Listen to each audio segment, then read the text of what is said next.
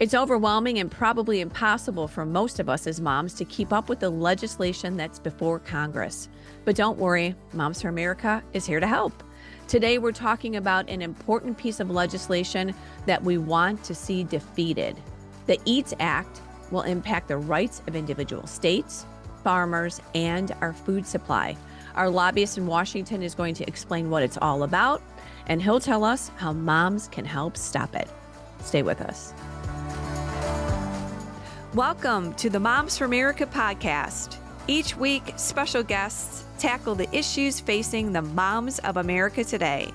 Discussions include personal stories and advice on how moms can build a strong foundation of faith, family, and freedom in their homes and country. Hi, moms. I'm Debbie Corlitis, your host, and thanks once again, for joining us today on the Moms for America podcast. Right at the top of the show, I always want to remind everyone, please like, subscribe, and share the podcast with your mama friends. Also, if you have not joined our sisterhood, if you haven't joined our movement here at Moms for America, please join us here at Moms for America. We are moms uniting all across the country to fight for our faith, our families, our freedom, and the Constitution. You go ahead and you can join us at momsforamerica.us. You can find out all about Moms for America, all the incredible resources, webinars, programs, and everything you can imagine that would help you as a mom in this culture today, raising our kids and fighting for our country. Also, if you have an idea for a podcast, you can go ahead and email me at podcast@momsforamerica.net. I would love to hear from you. Alrighty, on to today's program. Marty Irby is the president and the CEO of Capital South, a national lobbying and PR firm based in Washington, D.C. Well, for several years, Marty has been named one of the Hill's top lobbyists. We here at Moms for America are very grateful to be working with him on issues that are important to our country and especially important to us as moms. Hey, Marty, welcome to the Moms for America podcast. Thanks for coming by. Debbie, so great to be here. I really appreciate the opportunity to speak to everyone. Well, this is an interesting topic. This isn't something that we talk about regularly, moms and EATS Acts and what it is and the importance of it. But before we jump into that real quick, you're a lobbyist. Tell the moms exactly what that looks like. What does a lobbyist do, and what are some of the things that are your passions? Absolutely. You know, the word lobbyist is often interesting. So many people ask, what does that mean? No kid ever in the history of the world said when they were a little kid, I want to be a lobbyist when I grow up. It sort of just happens to you. But Okay. we work to advance policy or to stop policy from advancing in the U.S. Congress, in the administration, and throughout state and local governments, to influence change and to be able to hopefully make our country better for the moms and the kids that are out there. Actually, I'm lobbying for Moms for America on several issues and working Yes. with the team there, and just grateful to have the opportunity to work with everyone. But we talk about moms meeting at the kitchen table and having all of the cottage meetings you guys have. And what we're trying to do is to build a new platform where we can translate all of that to Capitol Hill and Washington, D.C., so that all of those voices can be heard directly and amplified to 500,000 moms around the country in Washington, D.C. at once. Good. Well, thank you. Thank you for working with us, and thank you for being our voice. And that's really what lobbyists are. They take our message and they go and they talk to the powers that be and try to get these discussions going and really try to get good legislation passed and bad legislation stopped. So thank you so much for doing that. I know that's not an easy place to be out there working with politicians. I'm sure there's challenges with that for sure, huh? There is. I actually live 2 blocks from the Capitol. So I had someone ask me recently, how close is that? I said, well, if there were a stopper in the bottom of the swamp that you needed to pull out to drain it, I live next to the stopper. Oh, wow. You're close. You're yes, close. very, very close. All right. Well, let's talk about this EATS Act. First, can you just let us know what that abbreviation stands for? And then we're going to go ahead and dive into what it actually is and why Moms for America is so concerned about it. So what is EATS? What does that stand for? Yes, it's actually kind of deceptively named. It basically stands for Ending Agriculture Trade Suppression. And what the legislation does is it nullifies about 1,000 or more state laws across the country related to our food systems, food supplies, agriculture, farming, and a ton of other things. Even gets into avian influenza, which is a huge topic right now because we're seeing avian influenza has jumped the species barrier to the human race recently.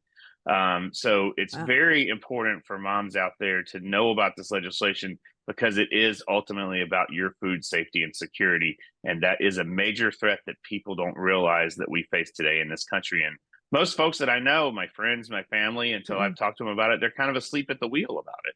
Right. Well, there's so much going on. And I think as moms, a lot of times we're kind of just in survival mode. We're just trying to protect our babies, and then there's this whole world out there that is making decisions for us. And when you talk about food supply, when you talk about, moms being involved in understanding, we have to know more and more and more of what's happening in our culture. Why is Moms for America opposing this? What are some of the key points of this that you think are just, I know you just alluded to some of those, but we're taking a pretty tough stand on this along with you out there lobbying for us. Yes, and there's a wide array of over 2,000 diverse groups, organizations, and even businesses that are impacted this that are against it. One of the reasons is, and I think this is probably the most important because it is about national security, the major entity that is pushing this legislation and really wanting to get it enacted and signed into law is Smithfield. And a lot of people buy Smithfield pork and they see the label out there and they see a picture of a happy little farm and probably a pig that looks nice on the label, but most people don't realize that the Chinese purchased the entire corporation, Smithfield, in 2013, and the purchase was financed by the Chinese Communist Party.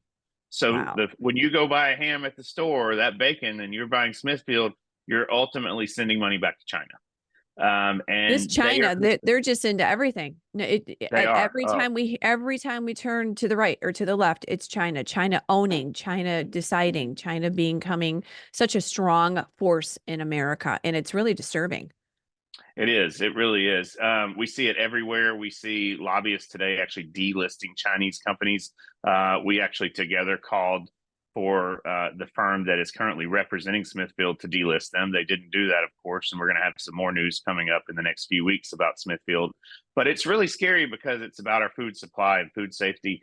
Most of the pork that they produce, they ship back to China. So they raise the hogs here. They own one in every 6 sows, one in every 6 pigs in Wow. the United States of America. And there are only 4 major companies that are meat packing companies that produce our food because they have to be raised and slaughtered and live by certain standards to meet federal requirements, especially with like antibiotics and things like that. So we have one of the 4 big packers being Smithfield. The other is a company called JBS that's Brazil based. And the other 2 are American companies. But this Chinese company has really come in and is trying to make sure that they can raise as much pork on American land as they can so they can ship it back to China.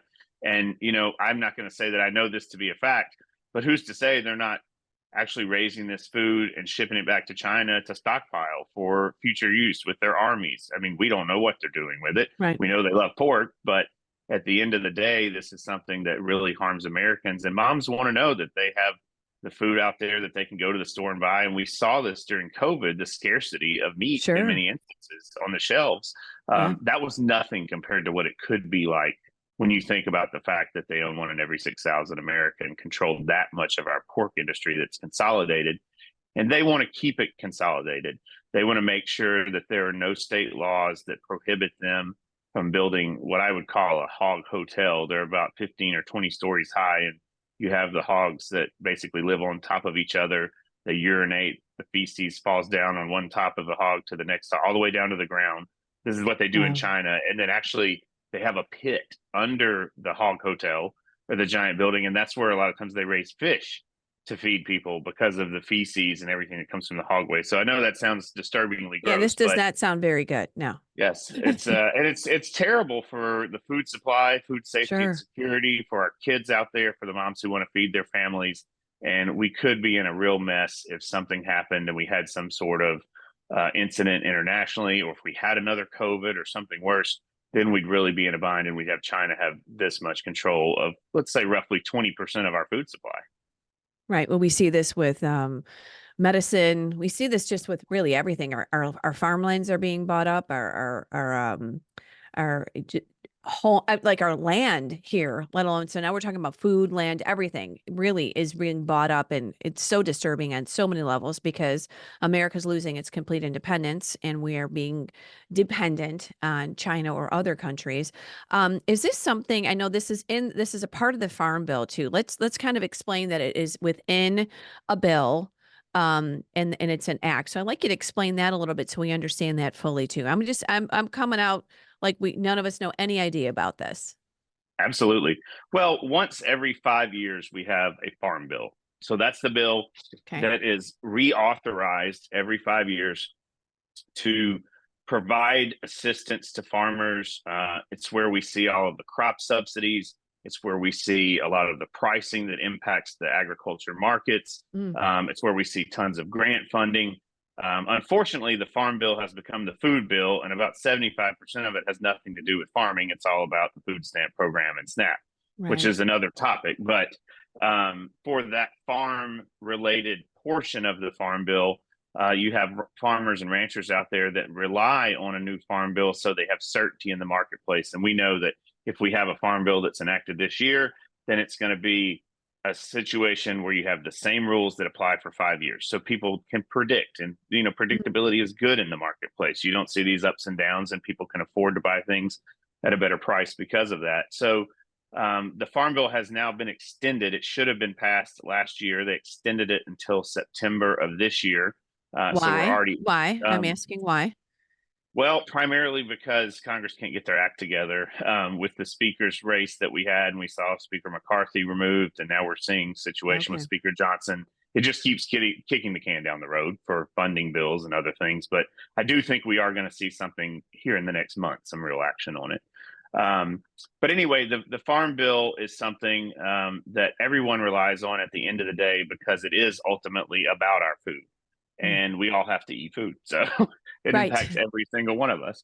It sure does. And this legislation the EATS Act was introduced as a standalone bill. Unfortunately, our fellow Republicans, although I won't necessarily call them conservatives, are the folks who introduced this bill, and the party is very divided over it. Mm, The more conservative Freedom Caucus types are very much against the EATS Act, and the more moderate folks are, some of them, in support of the bill. It's led by Roger Marshall, a senator from Kansas, and by Ashley Hinson, a U.S. House member from Iowa. They probably have a lot of Smithfield producers in their districts and state. mm. I don't know the exact numbers, but I was going to based on, ask you, why are they supporting it? And that's yep, why. that's the primary reason. And so the National Pork Producers Council is supporting it. Smithfield is their biggest member, Let's let's but let's follow the dots, connect the follow the dots, money. right? Yes. Yeah, follow the Um, money. So Smithfield is their biggest member. The National Pork Producers Council is supporting it, but the state pork councils, in many instances, have either not taken a position or against it. And it's about states' rights because it nullifies these state laws that are across the country, and it federalizes agriculture. And this issue has already been to the Supreme Court last year. One of the state laws that is being challenged that they don't like. It is a California law, and I know a lot of folks don't necessarily agree with California, but they still have the right to make the laws in their state without the federal government coming in and superseding things. So this went to the Supreme Court. Amy Coney Barrett, Clarence Thomas, and Neil Gorsuch were the conservatives that were with us. We won the Supreme Court case, and Amy Mm, Coney Barrett, this is very, very important. Amy okay. Coney Barrett said that one of her big concerns and the reasons that she voted the way she did, or that she issued her opinion the way she did, was because what's next? State abortion laws. So that would open Ah, the door for the courts or the Congress to then go nullify state abortion laws across the board. So, it's a never ending spiral downward and race to the bottom when you get into those type of situations. She was very wise to think about that. And good. I do think that these folks that are pushing this are pushing it to an extent I've never seen before. This is the third farm bill I've worked on this very issue. It came under a different name from a former member of Congress before, and it didn't have a Senate leader, and it didn't have the momentum it has now. And the reason it has the momentum now is because of the House Ag Committee Chairman Glenn Thompson from Pennsylvania and his ties to the industrial pork conglomerates like Smithfield that are out there. Yeah. Interestingly enough, even the other large packer that's not even U.S. owned, JBS, who I typically don't agree with very often, is Okay. with us on this issue, and they are Okay. lobbying against the EATS Act too. And it's because most of their producers are already compliant with the state laws that folks are trying to nullify. And these state laws were enacted 5 or 6 years ago, and they've already spent tens, if not hundreds of millions of dollars working to be able to comply. So you can't unwind something 5 years after it's already happened and expect that to have a positive impact on the marketplace. Wow. How deep is this? I mean, this is really, I guess this is uh more than we can ever imagine, because if something like this, I think sometimes when we look at these bills, we don't understand what is in them. And like you're saying, this is a bill that's probably full with so many things that do not have to do with anything that's productive. They pork it, for lack of a They better do. term, right? It's pork politics at its finest. Yes, absolutely. These, it's so broadly written that it would nullify tons of kosher laws across the U.S. that Oh, are wow. important to that specific religion. It would nullify the state laws in Kentucky that make Kentucky bourbon bourbon. So Ah, our Kentucky folks don't like this legislation either. oh, um, wow. and is written tremendously broad. The language is a big problem. They're ultimately trying to basically nullify some specific pork related and egg laws, but they've written it so broad that it covers these 1,000 laws. I do think whatever is in the Farm Bill will be narrowed, and there will be some version of this. The House Ag Committee chairman has said we're going to probably see action in the House committee and maybe even on the House floor toward the end of May, and then probably the first part of June see some more momentum going in the Senate. And we're going to probably have to file an amendment to strip this language out of the Farm Bill on the floor. We've had 2 letters that were all signed by Republicans to the House Ag Committee. Wonderful friend and tremendous Okay. ally for all the moms out there, Anna Paulina Luna from Florida. She Okay. led a letter to the House Ag Committee signed by most of the Freedom Caucus members and folks that have really worked with us on this issue. And it was against the EATS Act. And then another group of Republicans, the frontliners, the ones who are probably in the toughest congressional races to try to win re-election, sent a letter last fall with about 16 of them on board Hmm. saying the same thing. So we have a good, 30 or so House Republicans that are extremely vocal about this. You can't lose one vote today to pass a bill. So with the Okay. margins in the House, they can't lose 1 or 2 Republicans, and 30 is a lot. So What if do you the think? What do you think's going to happen?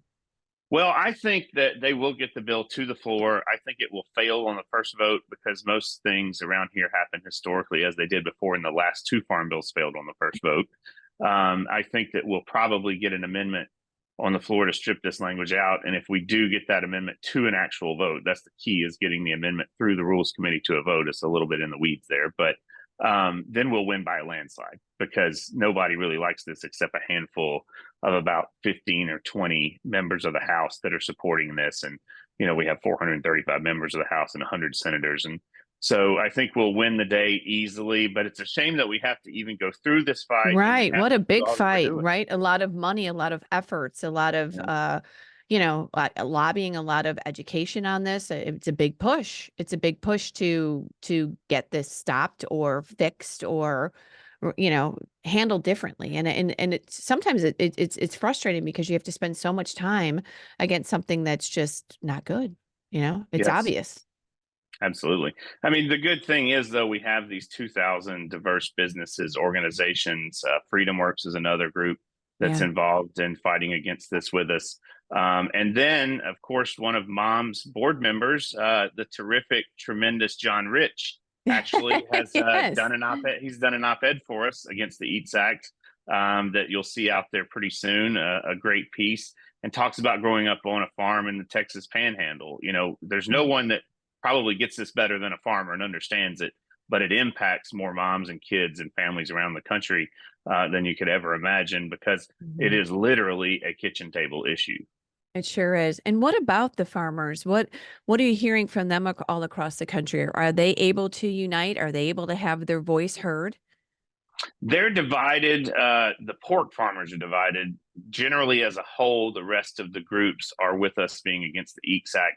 And the reason is because Smithfield has so many producers that Right. work for them so those are the ones that are, that are in support of the EATS Act of the Smithfield producers. I think a lot of them, and one has even told me privately, they're just afraid to say anything because they could potentially lose their contract and things like that. And so they don't want to see any retaliation. Right. And That's there's a right. lot of retaliation in this space we've seen in the past.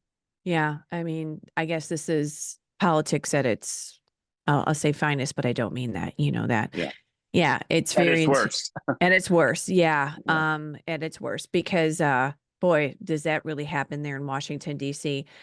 You talked to something earlier about government agriculture. What was that term that you used? Was it government agriculture?